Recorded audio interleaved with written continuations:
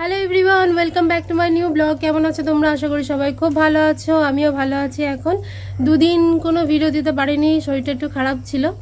শরীর খারাপের জন্য এখানে একটা গোটা সব উঠে গেছে। তো চলো, এখন আমি অনেক ভালো আছি। তো ভাবলাম যে 2-3 দিন দেওয়া হয়নি কোনো ভিডিও, তো ভিডিও দেওয়া যাক।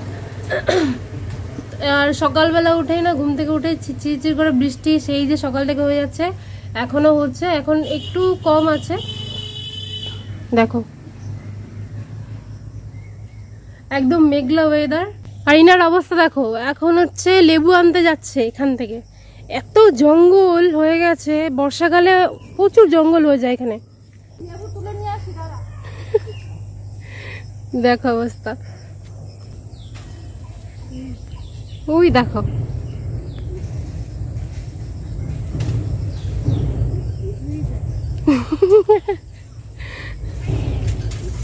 ভেতরে অনেক লেবু হয়েছে। বাবা সেদিনকে তুলে নিয়ে এসেছিল অনেকগুলো, না মা?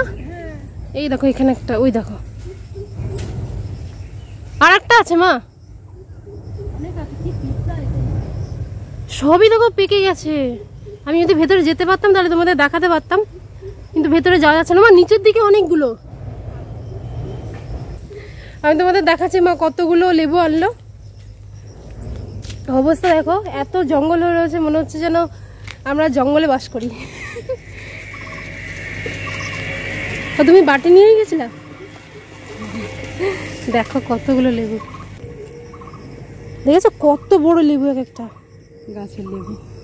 ও মানে আমার হাতের পুরো একদম মুঠোতে চলে এসছে, দেখেছো কতগুলো? তাহলে 1, 2, 3, 4, 5, 6টা হলুদ। পিসির একটা দিয়ায়, যা পিসির একটা দিয়ায়, পিসি হবে একটা জেঠুরে, একটা পিসিরে। সব ক্যামেরা নিয়ে যা। এই যে দুটো, একটা পিসিকে দেবো, একটা জেঠুরের। যেহেতু গাছে হয়েছে অনেকগুলো, তো 2 বাড়িতেই দেবো। আমাদের বাড়িতে যাই হয় না কেন আমরা দিয়ে আসি।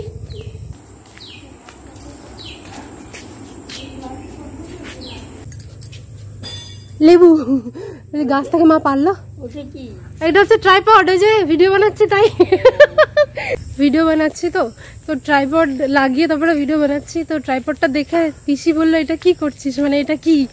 তো আমি বললাম এটা ট্রাইপড, যেহেতু ভিডিও বানাচ্ছি তাই জন্য। তো সবাই, আমার ফ্যামিলির সবাই জানে, সবাই খুব সাপোর্টিভ।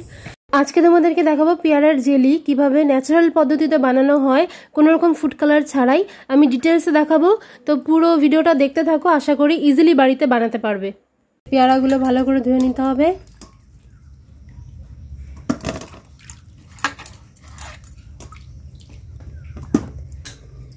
পেয়ারাগুলো এরকম হলুদ হলুদ হয়ে গেছে। যখন কিনেছিলাম তখন হচ্ছে এরকম সবুজ ছিল, কিন্তু এরকম গায়ে দাগ দাগ হয়েছিল। খুব কম পয়সা দিয়ে গেছে, একদম সস্তায় দিয়ে গেছিল। তো ভালো করে মা ধুয়ে নিয়েছে একদম পরিষ্কার করে। এবার আমি কেটে নেব।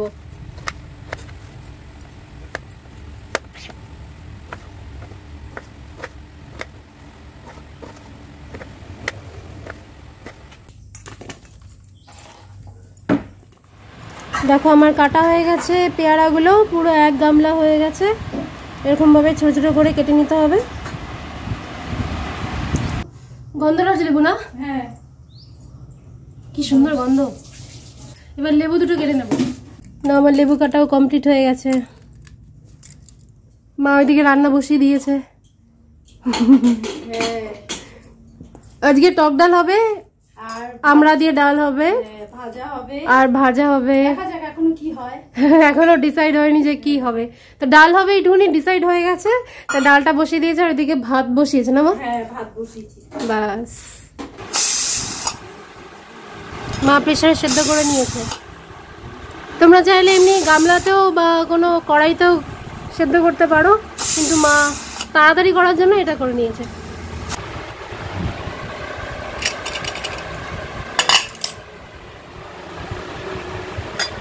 সেদ্ধ হয়ে গেছে, এগুলো সব ফেলে দেবো, এই জলটাই আসল।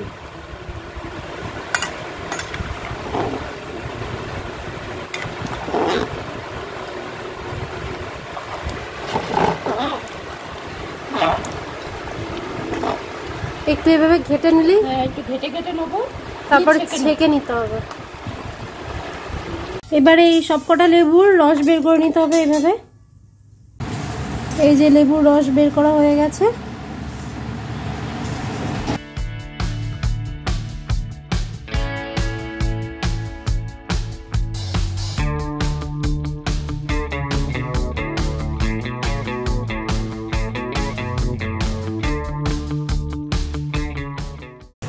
এই যে পেয়ারার জলটা বেরিয়ে গেছে, সেদ্ধ করার পর যে ছেঁকে নিয়েছি এই যে পেয়ারার সেই চোকলাগুলো, আর এখানে লেবুটাও খোসাগুলো রয়েছে, আমি ফেলে দেবো এখন।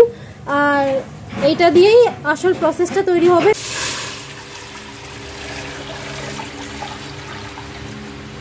পেয়ারার জলটা দিয়ে দিল, এবার এটা ফুটবে, একদম টকবক করে ফুটবে না, একদম পুরো টকবক করে ফুটবে, তারপরে চিনিটা দেওয়া হবে। এই যে এখানে 1.5 কিলো মতন চিনি আছে। এই যে জলটা কি সুন্দর করে ফুটে গেছে, এবার মা চিনি দিয়ে দিচ্ছে এর মধ্যে।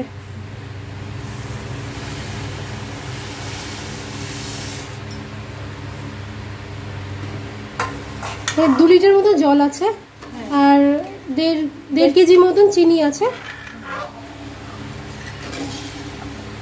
এর মধ্যে 2টো এলাচ ফাটিয়ে দিচ্ছে মা, জাস্ট ফ্লেভারের জন্য।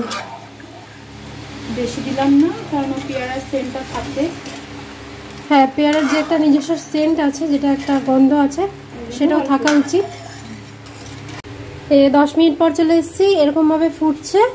আর মাঝে মধ্যে একটু করে এরকমভাবে হাতা দিয়ে দিয়ে বা কোনো হাতা খুন্তি যাই হোক না কেন, এরকমভাবে নাড়িয়ে ছাড়িয়ে দিতে হবে। এখনও অনেক দেরি আছে, হতে থাক।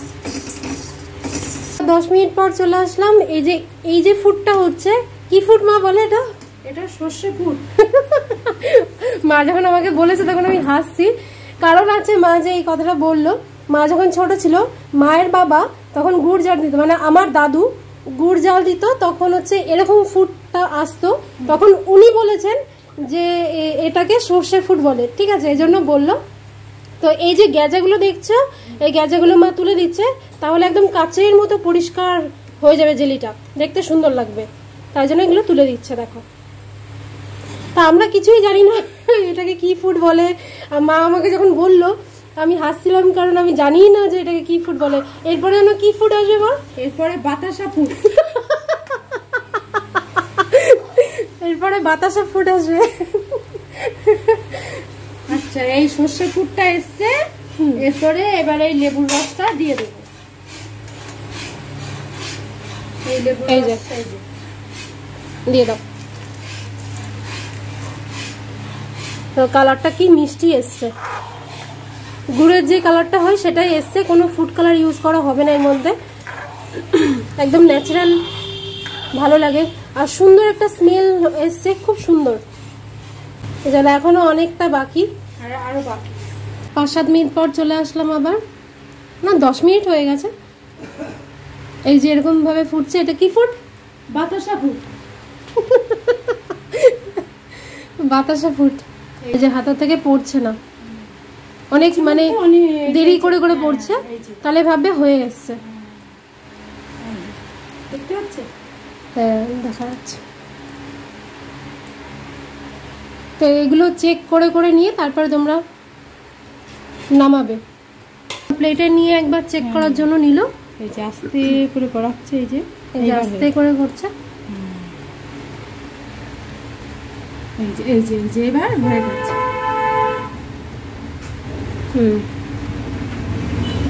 এরকম ভাবে পড়লে তাহলে ভাববে যে হয়ে গেছে। হাতের মধ্যে এই যে হাতের মধ্যে আঠা আঠা এসছে। দেখো কালারটা পুরো গুড়ের মতন কালারটা এসছে, সুন্দর লালচে কালারটা।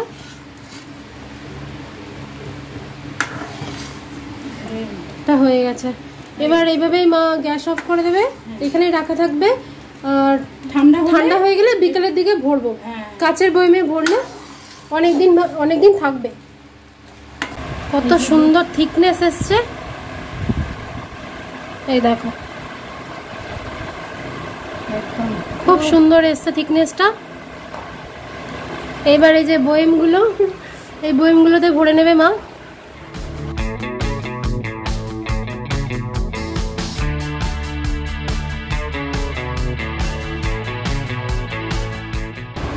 সারা বছরও কিচ্ছু হবে না।